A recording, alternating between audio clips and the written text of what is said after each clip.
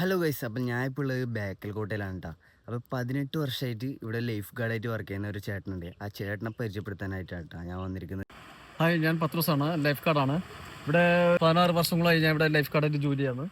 ഇതൊക്കെ നമ്മളിപ്പം ബേക്കൽ കോട്ട എന്ന് ഉദ്ദേശിക്കുന്നത് ഒരു 37 ഏക്കർ നീണ്ട് കിടക്കുന്ന വിശാലമായിട്ടുള്ള ഒരു ബേക്കൽ കോട്ടയാണ്. പക്ഷേ ഈ കോട്ടയിലെ ഇക്കാര്യൻ രാജാക്കന്മാരുടെ ആ കാലത്ത്, അതായത് ഈ ഇക്കാര്യൻ രാജാക്കന്മാർ ഒരു 500 വർഷങ്ങൾക്ക് മുമ്പ് തന്നെ എന്ന് പറയാം. പക്ഷെ ആ ഒരു കാലഘട്ടത്തിലുണ്ടായ കോട്ടയാണിത്. പക്ഷേ കോട്ടയിൽ നിന്നത് നമ്മുടെ ടിപ്പു സുൽത്താൻ്റെ അണ്ടറിലാണ് ഇപ്പം. ടിപ്പു സുൽത്താനാണ് ഇത് പിടിച്ചടക്കിയ എന്നുള്ളതാണ് ഇതിൻ്റെ ശരിക്കും ചരിത്രം പറയപ്പെടുന്നത്. പക്ഷേ ഇതിൽ കൂടുതലായിട്ടും നമ്മൾ ഈ ചരിത്രം അറിയണം എന്ന് താല്പര്യമുള്ളവർക്കാണെങ്കിൽ മെയിൻ ഗേറ്റിൽ നിന്നും നമ്മൾ ടിക്കറ്റ് പഞ്ച് ചെയ്ത് കയറുന്ന ആ ഒരു ഭാഗത്തിൻ്റെ ഏകദേശം ഒരു 3-4 ബോർഡുകളുണ്ട്. അവിടെ തന്നെ നോക്കിയാൽ തന്നെ ഏകദേശം നമുക്ക് ഇതിൻ്റെ പകുതിയോളം ചരിത്രങ്ങൾ അറിയാൻ പറ്റും. പക്ഷേ ഈ അറബിക്കടലോട് ചേർന്ന് കിടക്കുന്ന ഈ ഒരു ബേക്കൽ കോട്ട എന്ന് ഉദ്ദേശിക്കുന്നത് ഒരുപാട് സിനിമകളും ഒരുപാട് ടൂറിസ്റ്റുകളും ഒരുപാട്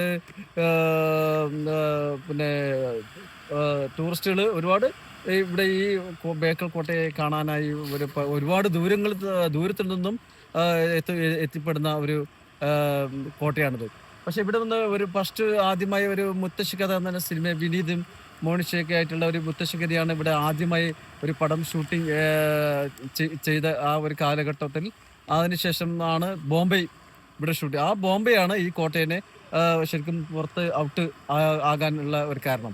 പക്ഷെ ആ ബോംബെ ഔട്ടേക്ക് ഒരു 30 വർഷത്തിൽ കൂടുതലായി ആ ബോംബെ എന്ന ഒരു പടം ഷൂട്ടിംഗ് ചെയ്ത് ഇവിടുന്ന് പോയി കഴിഞ്ഞതിന് ശേഷം പിന്നീട് ബേക്കൽ കോട്ട പുറം ലോകം അറിയപ്പെടാനുള്ള കാരണവും അതായിരുന്നു. കോട്ട എന്ന് ഉദ്ദേശിക്കുന്നത് നമ്മൾ ആ ബോംബെയിലൂടെ വളരെ നന്നായി ആ ഒരു ഫിലിം കണ്ടവർക്ക് അതിനെ കുറിച്ചുള്ള ഒരു ബേക്കൽ കോട്ടയുടെ ആ ഒരു ഭംഗി കാണാൻ പറ്റും. ശരിക്കും അവൻ്റെ ഒരു നല്ലൊരു ഇതാണ്. ഒരുപാട് നല്ല ഒരു ഇതാണ്. ജനങ്ങൾക്ക് ആകർഷിക്കപ്പെടുന്ന ഒരു നല്ലൊരു സൗന്ദര്യം പ്രകടിപ്പിക്കുന്ന ഒരു ചെറിയൊരു ബീച്ച്. നമ്മുടെ ഈ കോവളം പോലുള്ള ഒരു നല്ലൊരു ബീച്ചാണ്.